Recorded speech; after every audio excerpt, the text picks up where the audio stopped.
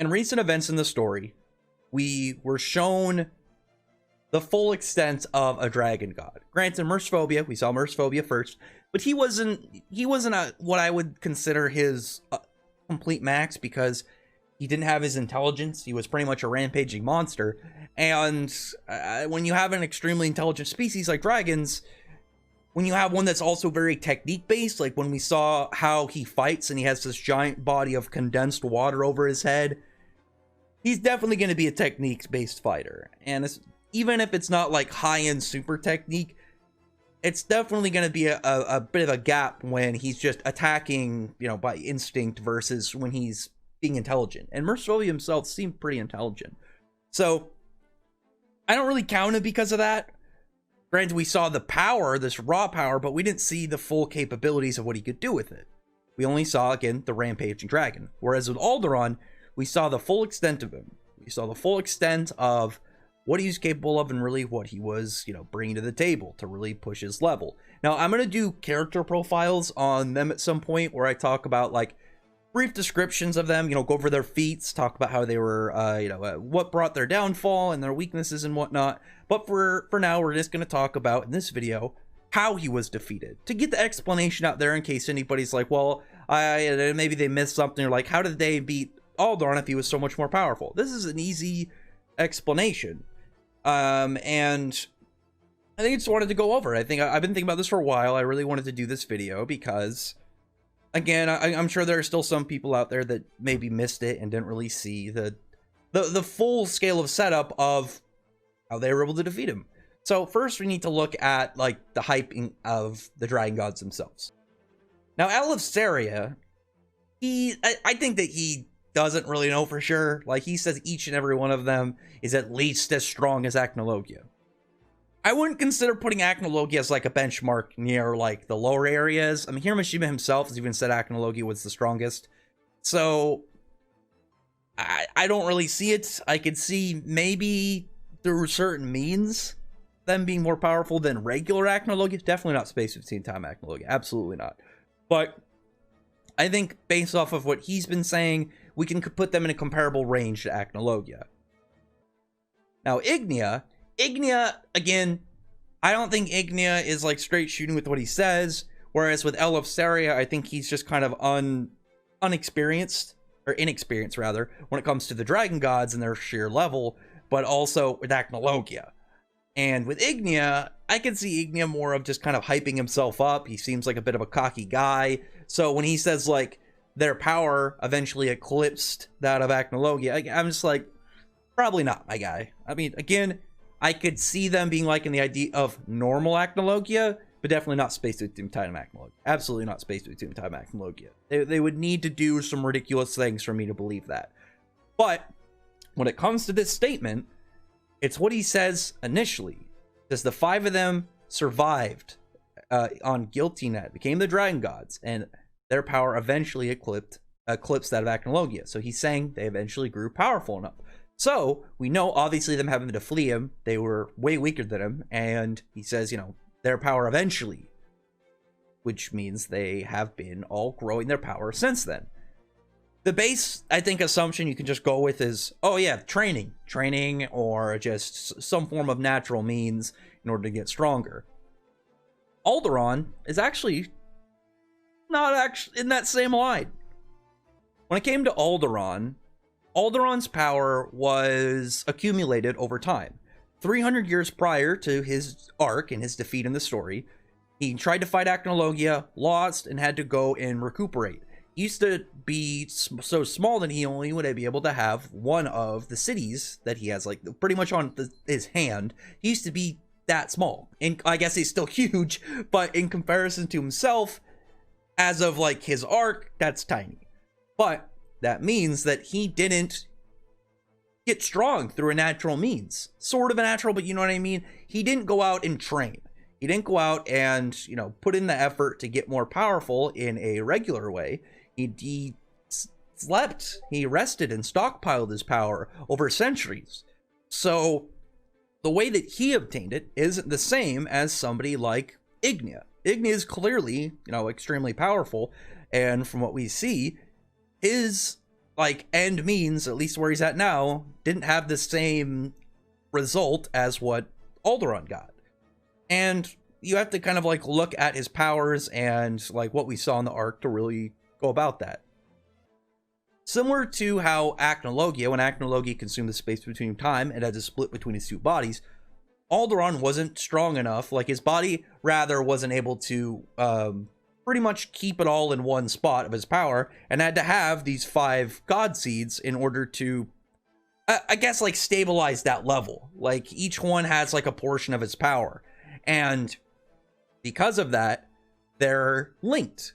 And we saw that throughout the arc. We saw what happens when one is defeated. He needs all 5 up to be at max power. Because really, when you think about it, Alderaan's power, like, probably just down to the last one. It's like you eliminate Gears, you eliminate Metro, you eliminate Doom, and you eliminate Wolf, and you just leave Alderaan's God Seed left. He's probably at his power he was when he tried to fight Acnologia. Whereas each of these others are, you know, additional power that he has accumulated over the course of 300 years.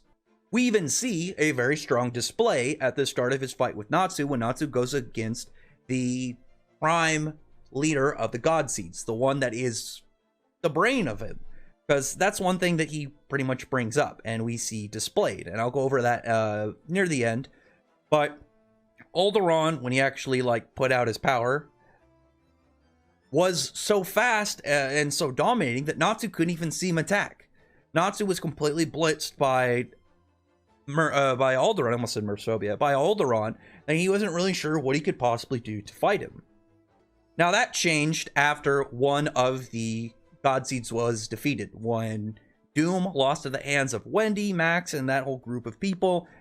It was very clear that Alderaan's power weakened. We actually could see visually as the reader one of his attacks go off, and that's when Natsu is able to visually see it. Natsu dodges, and you can see that he had to time it, and that he's still tired as he's going about this. Like, even if it was something he could detect and something he could kind of trace with his own, you know, senses, it was still something dangerous to him with one God Seed down. Whereas later, we saw it way more capable for Natsu to dodge the attacks. He was able still to keep fighting, and you can see, like, even in this panel, his face, like, he's like, oh, I can see the attacks I couldn't before. And even when one God Seed was defeated, he was still sweating. He could time it, but it was something he still had to worry about. Whereas here, it's just like, oh, I can deal with this now. I can fight this. I can definitely, like, go about this battle. And we even understand, though, for Alderaan, this is a timer point for him, because once the God Seeds are down, he has so much time until they will grow back and he will return to full power. So pretty much what you need to do in order to beat Alderaan is you have to take down each individual God Seed, and then you have to defeat him with the allotted time that you have before his God Seed start to revive.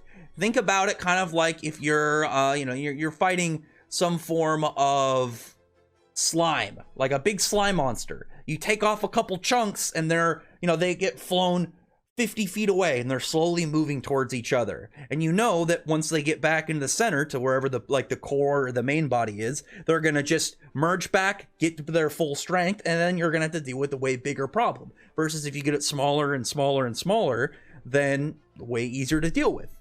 And on top of that, we also saw that Alderaan had more to deal with, because this God Seed is different than the others. The other God Seeds are, you know, they have their own personalities. They have their own aspects to them that make them their own character, sort of. They are all extensions of Alderaan. They are all creations and part of his body, as we saw for Wolfen. Wolfen just saying, you know, he's part of the back. He's just one fraction of what is Alderaan. But the main primary God Seed is like an avatar. He is essentially who Alderaan can put his mentality, like his brain, his spirit. He's pretty much swapping between two sources. He's got his actual body, his main one, and then he's got this little tiny, little humanoid one to go off of. Think of, again, the movie Avatar. You have the main dude, and then he gets on one of those pods, and then his brain switches into one of the big aliens. That's essentially what Alderaan was doing, and we saw evidence of that as the fight was going on.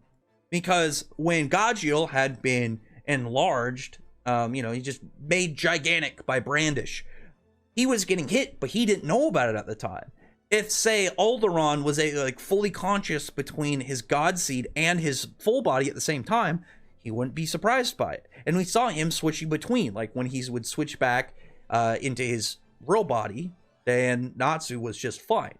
But he would have to attack Godjiel and then switch back to go against Natsu. He needed to keep fighting them on both fronts. So when you really look at Alderaan, when you really look at his full capability, it was the fact that you had multiple people fighting him, like dividing his power up, taking them out one by one, and then keeping him distracted enough that you could fight him.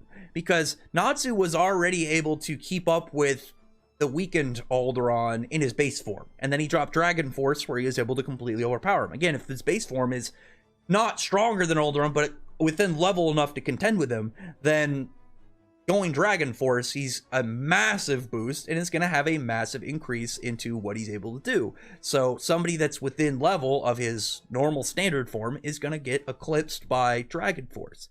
So it really makes sense when you think about it, because like I've said earlier, just going back, looking at Alderaan, his power wasn't achieved through standard methods. He is somebody who got his power pretty much artificially. It was only because of that long period of time, all the nutrients he absorbed from the people in the 5 Drasil cities, that he was able to reach this level. And when the stockpiled power that was connected to him is severed, he's temporarily weakened, which again makes a lot of sense. With Mersephobia, it was sort of, but not really, weakened because he didn't have his mental, his full mental strength. But that was a different scenario because of Igna's interference. When it came to Alderaan, they beat him very fairly. But they beat him in a way that was beneficial to them because of the fact they had multiple people present. Because obviously after, the White Wizard brought the Fairy Tail member she controlled there, and then when Alderaan got back up, they lost control. It became in Fairy Tail's favor to fight Alderaan on multiple fronts. And they had Jalal, big busted guy already, a really powerful character. So it's very strange when you think about just the actual full practicality of the fight, because it doesn't take away from Alderaan's hype at all, because this is only in case if you have a large number of people that are capable of contending with characters like the God Seeds. You had members that were very powerful that had, those big golems that Metro had, but you also have Doom, who was just extremely broken in his abilities, or Gears, or Wolfen. And Wolfen's was more situational than anything because of the way that his powers worked. But Alderaan himself, if you fought him one-on-one, you'd have to get up close to him. The Fairy Tail Guild was lucky that he was asleep, because otherwise you're going to have trouble approaching him, considering he's a country-sized dragon whose yells shatter mountains and clear out the skies for thousands of miles. But also, you have to keep in mind that once you somehow get on the body, you have to deal with these God Seeds, and you have to somehow find the core and take down all these other ones within the time of to reach the primary God Seed, and then defeat him while these other ones are there. And again, it makes a lot of sense to me, because unless you're somehow already on level with Alderaan, there's a way for you to do it, a way for you to defeat him, but it's still extremely difficult. And the fact that it's not just defeat the other God Seeds before you fight the primary God Seed, is you have to defeat the other God Seeds on a timer, and then defeat the primary God Seed to win. So I just wanted to go over that because, again, I like Alderaan. He was cool. He's a very intimidating bad guy, and I like his design. I'm still really hoping we get a flashback of when he went to go try and fight Acnologia, but who knows. Either way, though, tell me in the comments what your thoughts about this were. I like explaining stuff like this just because it's a cool way to both go over, if somebody's confused of what happened and didn't understand how they beat him, they have something to refer to. But also on top of that, I like just talking about this is what Alderaan's abilities were and how exactly he functions, because I think that the way that it was set up was really interesting, because he's essentially like a mobile raid. He's just one giant boss fight. But anyway, Comment below, tell me your thoughts about this, and I really appreciate your thumbs up the video, put the like button and subscribe button, and check out my other videos. But other than that, I appreciate everyone who's already subscribed, and thank you all for listening. Bye.